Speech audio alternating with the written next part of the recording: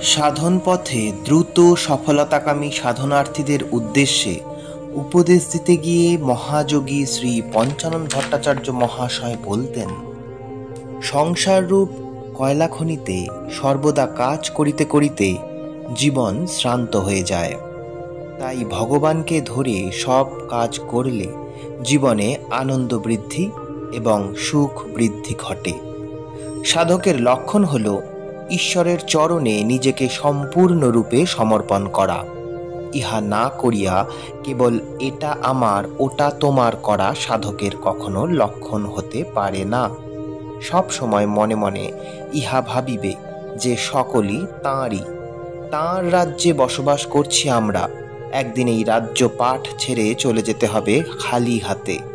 তাই সংসারে আমার আমার যখন করো, এটা মনে রেখো সবই ঈশ্বরের, তুমিও ঈশ্বরের।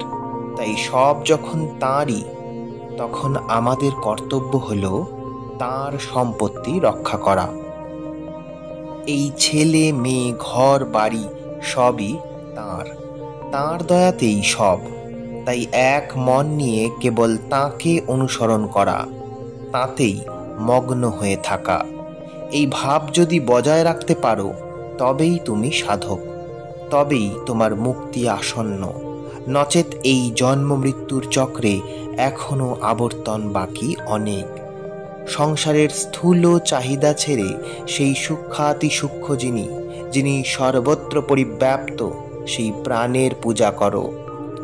ক্রিয়া সাধন করিয়া কোনো অনুভূতি বা দর্শন হইল না, বা ক্রিয়া করিতে বসিয়া ক্রিয়া ভালো হইল না, ইহা ভাবাও নীচের কার্য। তোমার কর্তব্য গুরু যেভাবে দেখাইয়া দিয়াছেন সেইভাবে ক্রিয়াযোগ সাধন প্রত্যহ 2 বেলা করিয়া যাওয়া। অবহেলা না করিয়া মন স্থির করিয়া চক্রে চক্রে মন রাখিয়া ক্রিয়া করিয়া যাওয়া। একদিন ঠিক ফল পাইবে। আমি তুমি বেঈমান, গুরুশক্তি বেঈমান নহেন। অনেকে বহু শাস্ত্র পাঠ করিয়াও মূর্খ থাকেন, কিন্তু সাধনপূর্বক যিনি আত্মরাজ্যে প্রবেশ করেছেন তিনি প্রকৃত বিদ্বান। এই জন্যই নির্ধন হইলেও বিদ্বান সর্বত্র পূজিত হন। অসুখ নিরাময়ের জন্য ঔষধ সেবন করা জরুরি। কেবল ঔষধের নাম বারংবার বলিলেই অসুখ ভালো হবে না। সেরকমই সদ্গুরুর নিকট হইতে যোগ দীক্ষা প্রাপ্ত হবার পর তা বিধিপূর্বক অভ্যাস করা একান্ত আবশ্যক। নচেত গুরুকৃপাও বিফলে যায়। গুরু সেবাই পরম ধর্ম। গুরু প্রদত্ত কাজ তথা প্রাণের সাধনা, এই করাই প্রকৃত গুরু সেবা। গুরু কৃপা না হইলে কিছুই হয় না। এক সোনা থেকে নানান রকম গহনা তৈরি হলেও সেগুলি যেমন সোনা বই অন্য কিছু নয়, সেরকমই আত্মাও এক বই 2 নয়। সংসারে কর্তা সকলকেই সাজিতে হয় একদিন না একদিন। এই কর্তা হইয়া সে সাত্ত্বিক, রাজসিক না তামসিক কোন কার্য করিবেন তার উপর সব নির্ভর করে। সাত্ত্বিক কর্তার লক্ষণ আসক্তি, অভিমান শূন্য, ধৈর্য, উৎসাহযুক্ত, ইচ্ছা এবং অনিচ্ছা শূন্য, সিদ্ধ এবং অসিদ্ধ বিষয় বিচার শূন্যতা। সংসারে প্রতিটি প্রাণেরই কর্মকে পরিত্যাগ করবার জো নেই। হিতাহিত বিচার করে কর্ম সম্পাদনই মানবকুলের একমাত্র উদ্দেশ্য। কর্মফলের প্রত্যাশাই বদ্ধ হওয়ার কারণ, কর্ম কদাচ বদ্ধের কারণ নহে। শ্রীমদ্ ভগবদ্ গীতাতেও ভগবান কর্মফল ত্যাগের কথাই বলেছেন, কর্মত্যাগের কথা নহে।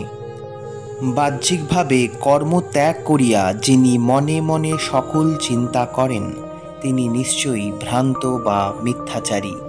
কেবলমাত্র যথোপযুক্ত সাধন আমাদের জীবনে নাই বলিয়াই আমরা গোলে হরিবোল করিয়া বেড়াইতেছি। সাধনপূর্বক শাস্ত্রের প্রকৃত তাৎপর্য বুঝিলে আর কোনো বিষয়ই কোনো বিবাদ থাকে না। বৃক্ষে ফল ধরিলে ডাল যেমন স্বভাবত নত হইয়া থাকে, তেমন সাধন দ্বারা শান্তির রূপ ফল ফলিলে মন আপনা আপনি নত হইয়া যায় ও তখনই সাধনের নিরপরাধ রূপ অবস্থা সর্বদা আপনা আপনি হইতে থাকে। সেই অবস্থায় লাগিয়া থাকার নামই হরিনাম জপ। মনের অসুখে শরীর ক্ষয় ও আয়ু ক্ষয় হয়। তুমি কালের অধীন, কাল তোমার অধীন নয়। এই কালকে ধরো, বৃথা কালক্ষেপ করিও না। সময় গেলে ফিরে না। বর্তমানকে শক্ত করে ধরে সাধন যজ্ঞে লেগে পড়ো। দুদিনের অনিত্য জীবনে কেবল যাওয়া আসাই সার। পরম ধন প্রাপ্ত না হইলে জন্ম থেকে জন্মান্তরের এই কাল চক্রে যাওয়া আসা চলতেই থাকবে।